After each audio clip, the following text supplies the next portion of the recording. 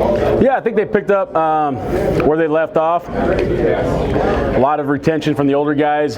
Installs come a lot faster than last year. It's interesting for me, kind of a different install, kind of an older guy install and the younger guy install, because there's so much retention, because the kids work so hard in the summer. But the effort's been awesome. The communication's been awesome. And just their understanding of what we're trying to get done has been really, really good. Teach your freshman DBs, I know you're really high on them in the summer. How 4 days in, how they look? 4 days in, those guys have done some really, really good things. Now, I think they've hit the rookie wall a little bit, practicing like we practice and lifting and all that kind of thing. So I think they might be getting a little heavy-legged, but I like where they're at. I think those guys are going to be really, really good players. They're definitely going to help on special teams, and I hope some of them can help us, on base defense or nickel defense or dime defense. How nice is it having Coach DeWitt out there, healthy and practice? How has that maybe changed his players' attitudes? You know what? The players have been great the whole time. They knew what we were trying to accomplish. Football is football. We can get the practice done, but just having them out there is just a high morale for all of us, I think. I mean, it's getting a member of your family back, and just to see him walking around and see him in the meeting room, and him giving me a little shit every day is awesome to have around. So it's unbelievable to have him back. You don't know what you have until you lose something sometimes, and I'm really glad he's back with us. He had talked on a radio interview about how the coaches and their families all kind of came around him and his family. Was that just something you guys naturally did because that's just who you guys are as a staff? Yeah, and I think the coaches were trying to help him with the football, maybe going to hang out with him in the hospital a little bit. To say the families did it's probably a lie. The wives did it.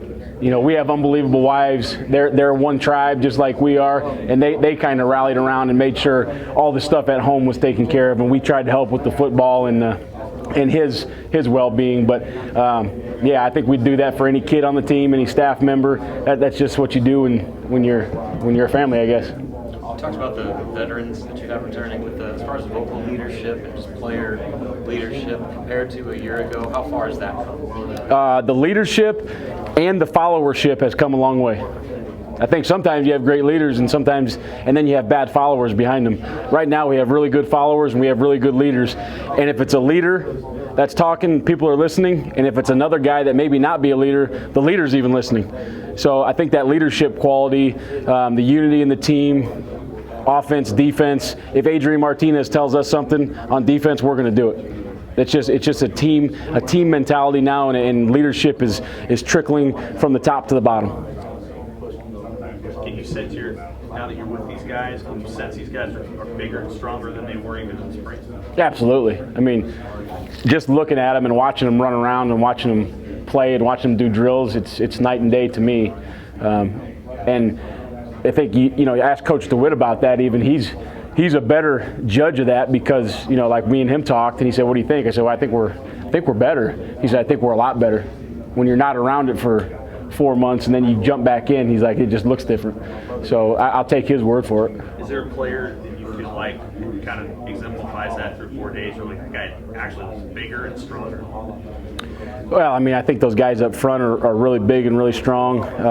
One guy I think is playing really good right now is Colin Miller. I think his explosiveness, and maybe it's understanding better, but he looks bigger and stronger and faster. And I mean, all the guys, I mean, the DBs look huge for DBs, so I like where we're at. Going back to the vocal leadership part, what has it just meant? I know we've asked you about Jerry quite a bit, but 4 days in, what has his presence really meant in all things so far?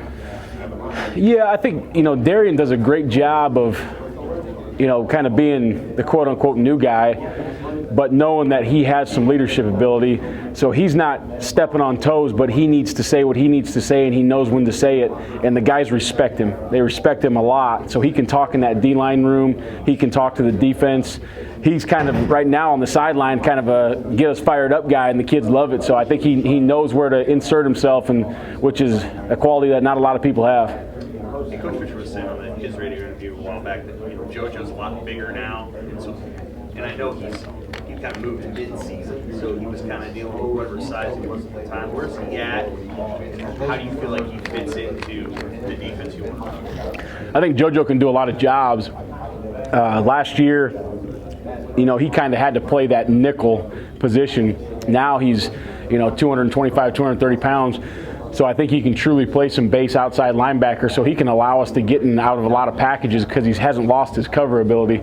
You don't always have to sub with him. You can get 4 down, you can get into 3 down, you can get into 2 down with him, you can blitz him, you can cover him. So he gives you a lot of flexibility on just the multiple schemes we want to run.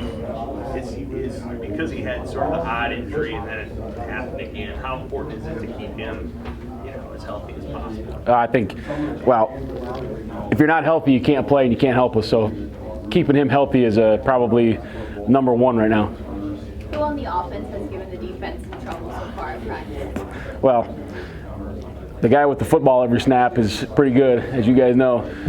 Adrian Martinez gives us a lot of problems. Wandale Robinson's given us a lot of problems. That guy's pretty special. I don't know exactly what his role is going to be or if he knows what he's doing because I don't coach on that side of the ball, but when he gets that ball in his hands in space, it's a problem right now. I like a lot of their skill. Their skill guys look really good. I mean, JD is really good, and Jack Stoll is good, and kind of I know has helped them out quite a bit. Didrik Mills has been a nice addition at running back, so I think they got a lot of tools right now. You know who's had the upper hand, the offense or the defense early on? Oh, I don't know. We've played underwear football for a couple days, so I don't care if we win those because we should win. It's hard to pass block when you got enough pads on. The last 2 days, I think yesterday probably the defense a little bit. Today probably a little pretty even. Erik, how much further ahead is this defense in forcing turnovers and making splash plays? I mean, personally, being 4 days in, I think we're way ahead. Today, for instance, I think we grabbed 3 or 4 balls and interceptions and stripped a couple out. So when it happens, to me, when it happens in practice, what happens in practice shows up on Saturday. And right now it's happening in practice. Is it going to continue? That's my challenge to them.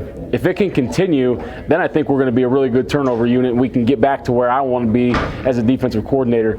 If they just kind of let it slide, that was good enough, then we won't be again. But right now I really like where it's going. How would you judge the focus level of the players so far? Dramatically different, I would say. To me, the hardest thing in football as a player is to dial in and walkthroughs and teach periods and meetings. And right now, I haven't seen wandering eyes and poking my buddy and giggling in the back. That doesn't happen anymore. It's just guys are locked in, guys want to learn. Guys know this is competition. There's young guys in here to take my job, and I better stay locked in. And young guys know I want to take that job. I need to be locked in if I'm not getting the reps. So I think the focus is really good. Anything else? It's not a side note. Does it surprise you the success that Luke Gibson has had? No, not at all. I always thought that selfishly, I kind of wish we could have found a way to get him a medical red shirt or did something and put him in a different number. I would have loved to have him for another year because his best football's ahead of him. He's a really, really good football player that had some unfortunate injuries. He understands the game. He's physical. He can play a lot of positions. He's a great human being. To me, I always knew that his best football, we were not going to get the best football out of him because he was recovering from that injury. His best football is down the road, and I think he's going to have a nice career as an NFL player.